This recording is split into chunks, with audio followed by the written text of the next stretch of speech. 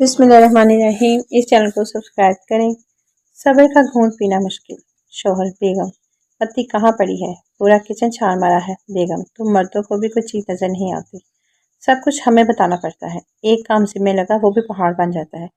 वो सामने बर्तनों वाली अलमारी खोलो, उसमें मिर्च मसालों वाला खाना है। उस खाने में बिस्कुट वाला डब्बा पड़ा होगा जिस पर नमक लिखा हुआ है, बस उसमें पत्ती पड़ी है, मिल जाएगी या खुद दाऊं? शोहर चकराते साय के साथ सब्र का घूंट पीते हुए, ये तो बिल्कुल सामने ही पड़ी थी।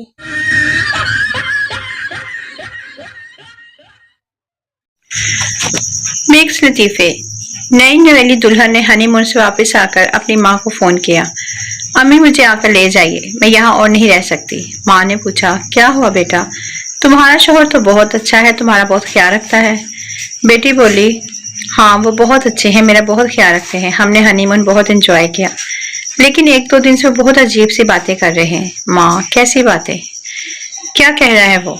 बेटी, अम्मी कुछ ऐसे अल्फाज बोल रहे हैं जो मैंने पहले कभी नहीं सुने, मैं आपको बता नहीं सकती, बहुत गंदे अल्फाज हैं, बस मुझे ले जाइए। माँ, आखिर पता तो चले क्या हुआ है और क्या कहता है, कौन से अल्फाज हैं?